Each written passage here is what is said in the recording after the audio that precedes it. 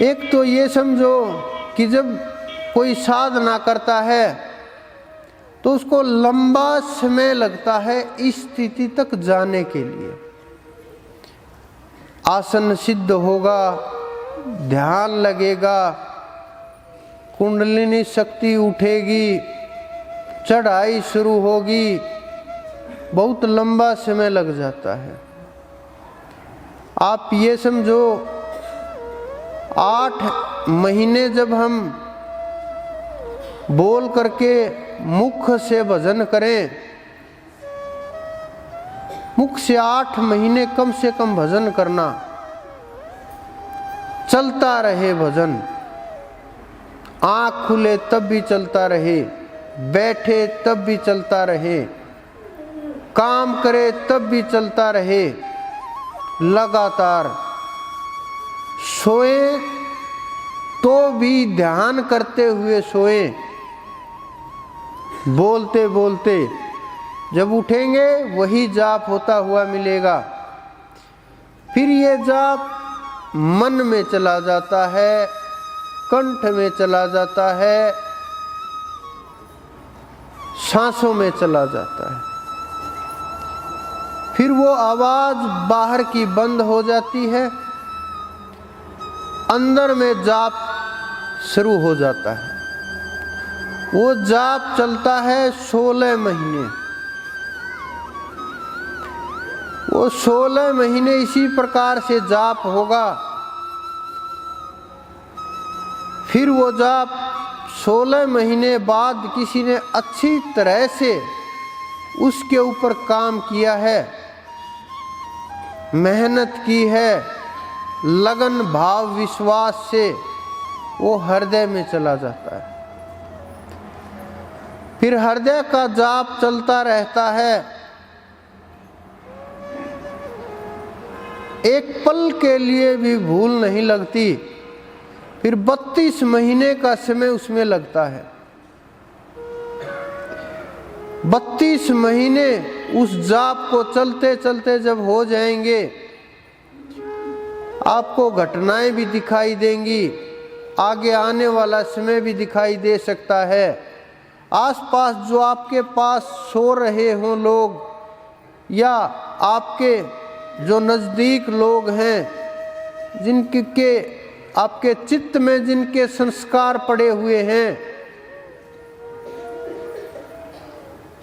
उनके आने वाले जीवन की घटनाएं भी स्वप्न में, ध्यान में एहसास होने लगेगा, पता लगने लगेगा। फिर वही जाप 32 महीने पूरे होने के बाद नाभि में चला जाता है।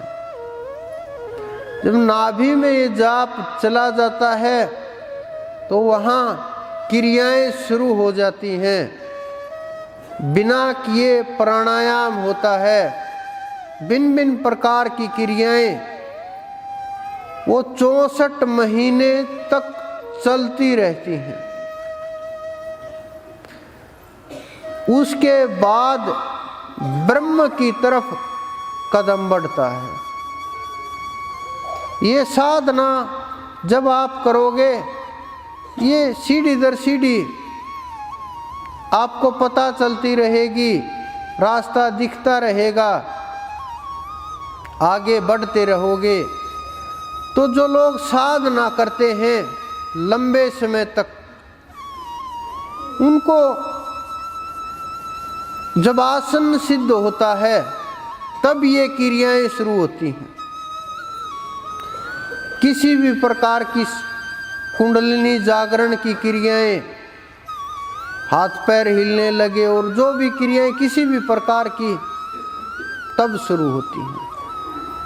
मैं थोड़ा बारीकी से समझा रहा हूं आपको, लेकिन जो देवी देवताओं की, पितरों की, प्रेत की जो चीजें होती हैं, उन्हें साधना की आवश्यकता नहीं होती। वो कहीं भी उछल कूद मचाने लगती हैं और कभी भी उछल कूद मचाने लगती हैं और कभी भी शुरू हो जाती हैं। कुछ लोग मंत्रों के प्रभाव से भी कर देते हैं इन चीज़ों को, कुछ लोग तंत्रों के प्रभाव से भी आत्माओं को खींच करके शरीरों में डाल देते हैं, उससे भी ये कार्य हो जाता है। फिर हाथ पैर वो भी मार रहा है, वो भी मार रहा है, अंतर क्या हुआ? आप ये समझो, जो कुंडलिनी जागरण का खेल होगा वो ध्यान में बैठकर ही होगा। ये नहीं कि आप कहीं भी जा रहे हैं, गाड़ी में हाथ पैर मारने लगे और आप समझो कि कुंडलिनी जागरण चल रहा है। नहीं, वो कोई दूसरी आत्मा हो सकती है शरीर में सवार, लेकिन वो कुंडलिनी जागरण नहीं है। वो बैठने के बाद ही शुरू होगा। जब आप साधना करोगे, बैठ करके उसी स्थिति में जब आप चले जाओगे अपने आसन के ऊपर, तब ये चीजें शुरू होंगी।